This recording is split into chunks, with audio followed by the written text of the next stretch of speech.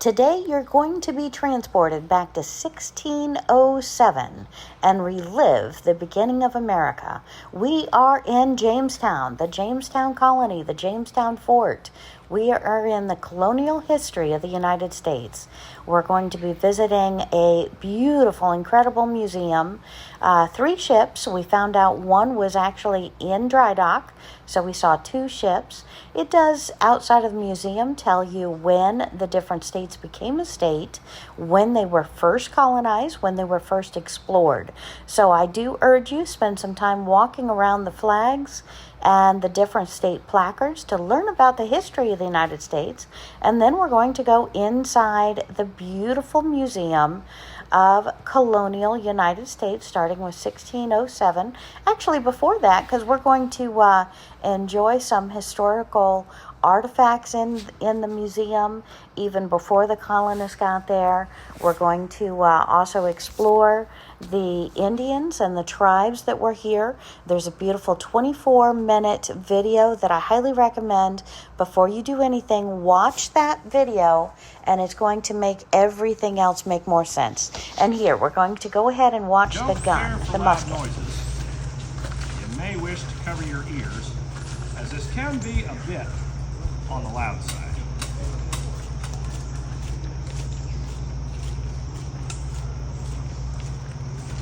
He actually blows on the slow burning rope to make it hotter to ignite the powder, or get it ready to ignite the powder. Hey! Get fire! When he pulled the trigger, it actually pulled the lit rope down and ignited the powder.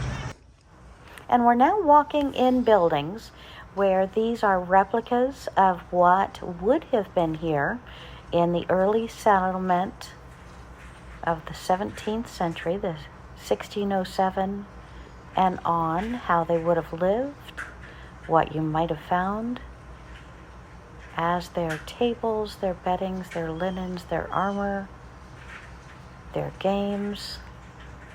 We've got a nice chessboard there, musical instrument, pots. Enjoy.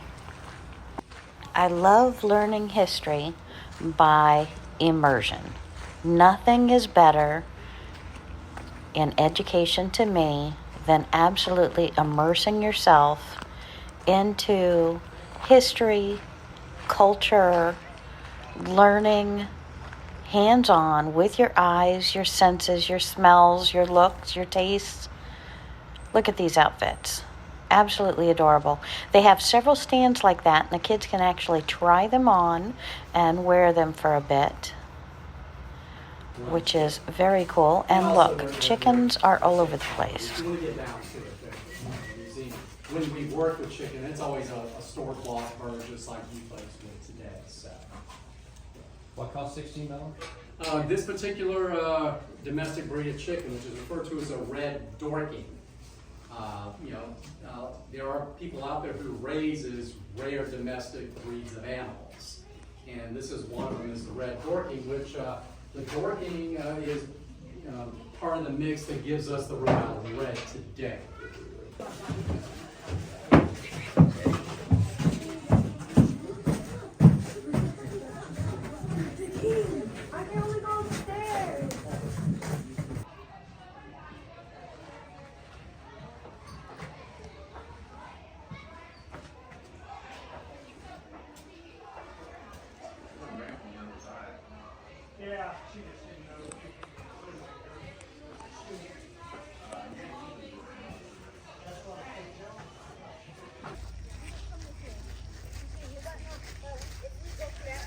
There were 3 boats that traveled back and forth from England to the New World, often taking them 5 to 6 months journey to reach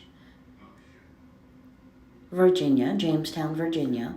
One thing the Jamestown that made them unsuccessful was that they made the fort right at the water, and unfortunately there was no fresh water there. So besides the climate being harsh at times and the winters being hard, they also had no fresh water. The water was quite inland, which made it very difficult for the three boats colonists to live on land. And they did have a crew on each of the boats that went back and forth, and they had the colonists that would stay. The first several trips of colonists that came across were strictly men, and then they began bringing women to try and help and make the Jamestown settlement more secure, more wanted the men to be happy, wanted families to really make the colony exist and grow. So it was a very hard journey coming across, taking usually a minimum of 5 months, stopping at a few islands in the past. They used to go way south, leaving England, and actually the greatest distance was the fastest distance because of the tides of the ocean carrying them. Today we're only seeing 2 of the ships. One of the ships is in dry dock up in Norfolk, being repaired, cleaned, and will be out again. There's a lot of beautiful, beautiful terrain around Jamestown. They did hunt successfully deer, as well as lots of duck population different times of the year. They do Canadian geese come through here, and very popular to see flocks of them between the March to June areas. And today we've got a good overcast, but it gives me a good opportunity to enjoy Jamestown, bring this to you. Small cannon across over here, which is typical of their protections. Everything they had to bring over on these 3 small ships. The Christina is the largest one, and it's currently in the dry dock now. The James River Lifeline to a Colony. It was an island in 1607 that they landed on. It was connected by an isthmus, but about 100 years, 150 years later, that island completely became an island as the land connecting it was washed away. It's amazing to look at these boats and imagine so many people living on board for 5 months. They had to have enough water and food to sustain them. They had to bring over enough bullets and cannons on the ships to protect themselves. They feared the native Indians, which we now know through historical digs just recently, could have been here in the United States as much as 26,000 years before the colonists arrived. England was also a little bit late to the scene. France, Spain, they already had started coming over and colonizing back in 1492 through the 1500s, 1600s, and of course England started in the 17th century with King James. This is unique. A water bottle made out of leather, great table, very clean, shows you how they would have their muskets stored for the men who stayed here. Their armory, very tall roofs. Notice the roofs on each of the buildings are a little bit different. You're anywhere from straw with mud to wood, and of course the wood came from the nearby trees. The metal, the belongings, the personal belongings, the food, they had to have enough food on those ships to come over. Another beautiful example of a straw roof. And I just love these, so ingenious, absolutely gorgeous buildings. And now we're inside of the tobacco room. And this is how we store our tobacco.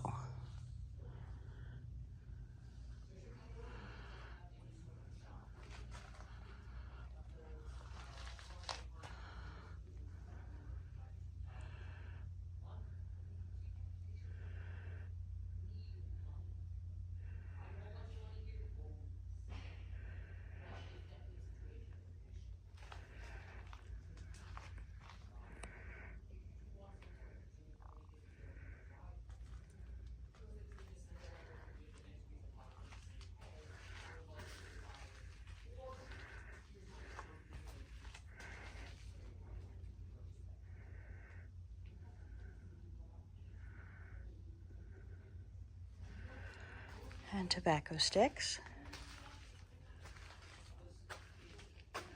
used to hang the tobacco. We split the leaves and hang them over the rafters. And if you look closely, all the tobacco is on those sticks.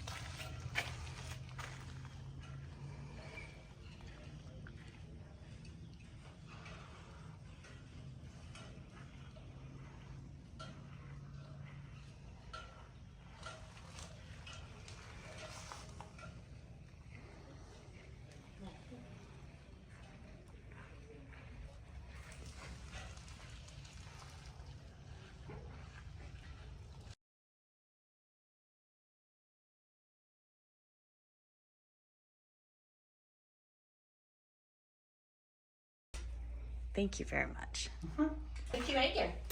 Uh, Are you cleaning up? We're done. I'm just trying to organize some things and fix some problems that I made. But I am just waiting a couple of minutes before I step out and do the next matchlock firearm demonstration. Happens every quarter till quarter past. So the next one should happen just in here 5.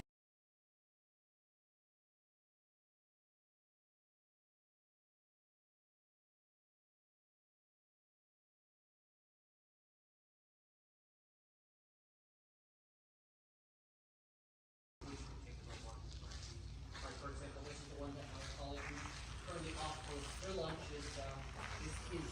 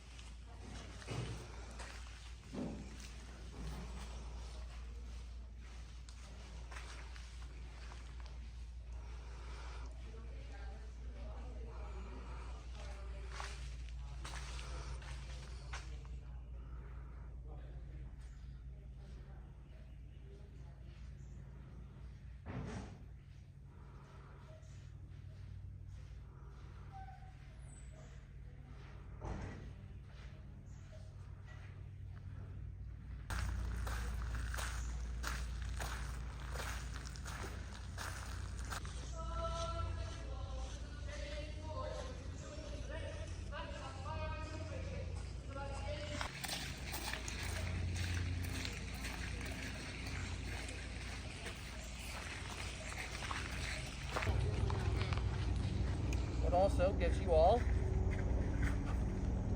a first glance as to how this weapon works. Now, since I am loading actual black powder, it does tend to be fairly loud. Oh, and by the way, the reason why I just stumped it is because I'm not loading anything extra down the barrel. I just want to make sure that the powder's set, so don't have to use the scouring stick. But, can be fairly loud, so if you're not a fan of loud noises, I'd recommend covering your ears with the palms of your hands.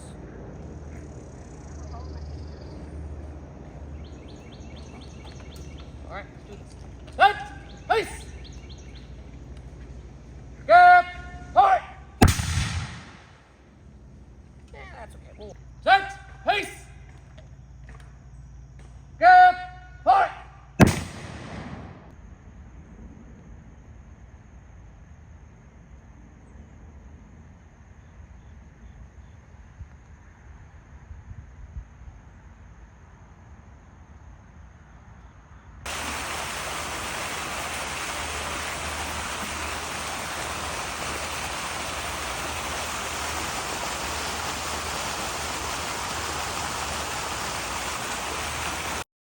So my friends, thanks for joining me here at Where Wendy Travels, Where Wendy Creates.